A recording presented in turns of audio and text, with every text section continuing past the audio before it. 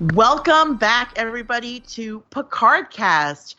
This evening, I'm your host, Rebecca, and I am joined, as always, by my incredibly talented co-host, Brooke. Welcome back, Brooke. Hi, thank you. Yes. Yes. It's so great to be back at Chateau Picard. Yes, I'm right now sipping my red wine. It's the 76, of course. It's the best year that we've had here, and such a lovely aroma.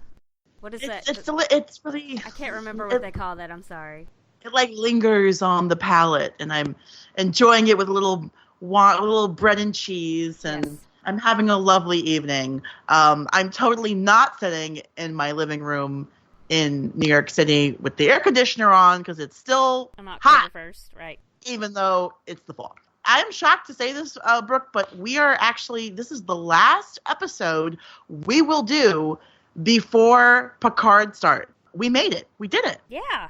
Yay. Hooray! Yay! We have reviewed all of the key episodes of TNG that you need to watch to get ready for Picard. And tonight we are reviewing the movie Nemesis, which came out in 2002. And this is the last movie for the TNG cast, and it really does tie pretty directly into Picard as far as we can tell on a lot of plot points. So we're going to break it down for you tonight, but we have not one, but two guests because it's a movie, and we figured let's bring two people to the cinema. So joining us all the way from Scotland, we have Fay. Welcome, Fay. Hi, guys. It is lovely to have you here with us tonight reviewing Nemesis for Picard Cast. Thank you very much for having me. Our pleasure. And let me introduce our other guest. Not quite as far away as Scotland. He's in our time zone. I'm not sure where you live. It's Steve. How are you, Steve? I'm great, guys. Thanks for having me. I am in Chattanooga, Tennessee. Oh, okay. I feel terrible that I pumped up that Faye was from Scotland. I'm like, and you're from I don't know where. It's definitely not as exciting as Scotland. I admit that. It's beautiful, but it's probably not as beautiful. If you look at the say that, but no, Scotland's not that pretty. If you look at the map of the United States and you see it looks like the little guy holding a plate of chicken. Made out of the states. I can't remember what they call them, but it's got like the letters from the names of the states. Steve is the tray, and I'm the chicken because Kentucky and it's the chicken. And well, I mean, Kentucky Fried Chicken. Yeah. I mean, I know it worked out so perfectly, didn't it? That's perfect. That sounds like typical of my life. I'm the place setter for the main course on top. Well, since we have two guests, we're going to jump right into just getting to know you a little bit and for our listeners to get to know you as well. So let me start with you, Faye. How did you get into Star Trek? What was your first exposure to Trek? My first exposure to Trek was actually Next Generation, and it was on 6 o'clock every weekday night on BBC Two. And I would do my homework, and then I would sit down on the couch and I would watch Star Trek Next Generation with my mum. Because Picard, she had a little bit of crush on our Picard. So, yeah, it was my first exposure. And from there, I ended up watching Voyager. And from there, I ended up watching DS9 and so on and so forth. Ended up being a bit of a Star Trek nerd. Loved it. It's brilliant. That's awesome. You're not the first person to talk about someone having a crush on Picard. I'm fairly confident in saying that majority of people have a crush on Jean-Luc Picard, whether they are straight or not.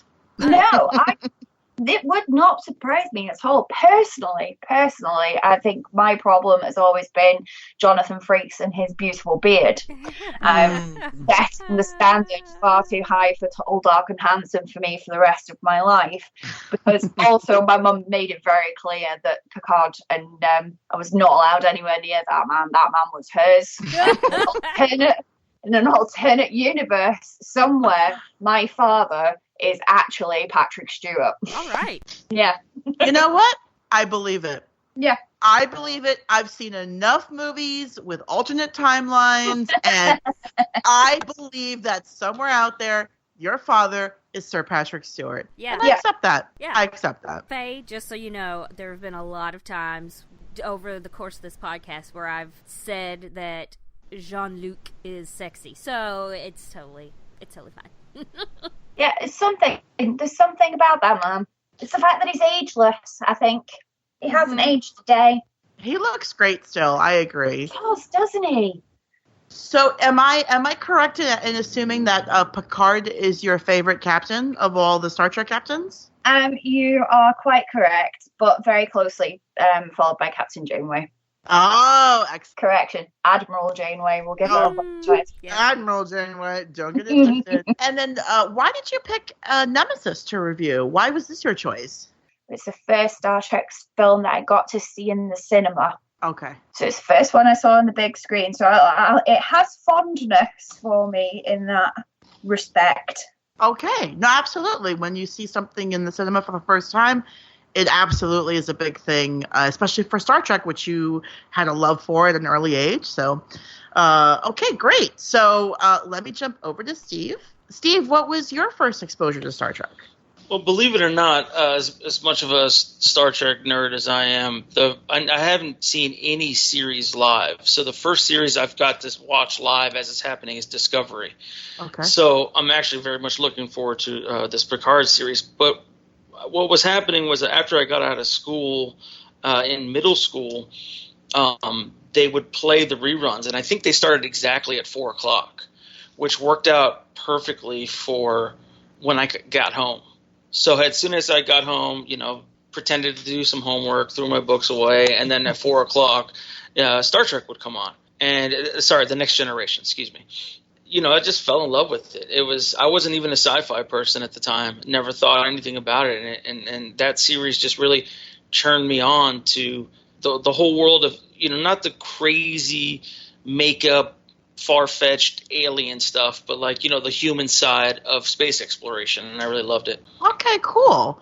And so who's your favorite captain then? Believe it or not, it's exactly Faye. It's Picard, of course, and then very, very closely followed by Janeway. I was going to say, Faye is a Star Trek captain? I know, I had no Awesome. idea. Sorry, Captain Faye, I didn't know. I don't know, with that accent, she might be my favorite Star Trek captain. Yes. Are you related to Scotty? Please say yes. Just say yes. Who was also Whether not it's true or actually not, Scottish. say yes. I know. Take it for a bunch of Americans to ask a Scottish person that question on a Star Trek podcast. Hey, I know. I know. promise. I I'll know. hold off doing the line until the end. Listen, I know James Doohan wasn't really Scottish, but you don't need to break my dreams there, He's bro. Canadian, right? He was Canadian, yeah, and he was great at accents, and he co-wrote the Klingon language. So there you go. Wait, I didn't know that. I'm full of useless facts about Star Trek. That's wonderful. I didn't know that he did that. Sure, yeah, he was a linguist. He really had a real talent for languages, and he co-wrote the Klingon language for Star Trek. So there you go. And then, Steve, why did you pick Nemesis? Why was this your choice to review? I just think that, first of all, I enjoyed the movie when I saw it the first time years ago, and I was very surprised about the backlash that it got. To me, it seemed like a symptom of, low box office numbers and everybody just jumping on a bandwagon saying about how awful it is. I mean, it definitely had its problems, but I enjoyed it. So I guess I'm a Nemesis apologist, so I guess that's why I'm here. Okay, listen, I think it's great because we're going to have a couple of very differing viewpoints. So just to sort of peel back the curtain a little bit, Brooke had not seen Nemesis until just a few days ago, right, Brooke? Or a week ago or so? Yeah. Okay. I've seen Nemesis many times, and going into this podcast, I was not a huge fan of it. Steve, I know you said you are kind of an apologist for the movie. You enjoyed it. Faye, going into this, what was your feelings about Nemesis? Did you enjoy the movie? Did you not care for it? Do you know, I think I looked back on it in such a rose tinted sort of way, and I've rewatched it a couple of times in the last few days, and it's so problematic for me that I think the bad outweighs the good. Oh, okay. Yeah, I thought I was going to come into this and be like, yeah, it's still a great film. No, still not a great film, actually. I know more about film now. It's not that good. Sorry, guys. Let me say one thing about it. I'm sorry, as being the apologist that I am, and then I won't say anything else about it. If there had been the fifth movie, which is apparently what the plan was, the fifth and final movie in the Next Generation franchise, I think that people would look back on 4 and give it a little bit of a break on Nemesis, because the screen time was way down on the actual crew. It's been a lot of villain time. I mean, Tom Hardy's a beautiful man, and I get it, but if this was going to be the last film, you want a couple of things to tie up. You want to say some goodbyes. You want to do your thing, and I think that if there had been a fifth movie, that we would look back on Nemesis and been like, you know what, this wasn't as bad. But since it's the last thing that we got, then that's why it gets a really bad rap, in my opinion. I mean, certainly you do make a valid point. There is a lot of time spent on this villain. We're going to talk about all of that. You know, it's so funny watching this again through the lens of 2019. There are things that I saw in this film that I was like, oh, this is not good. I do not care for how this thing happened to this character. We will definitely talk about all of that. But I am excited because I think all of us are kind of sitting in a very different opinion.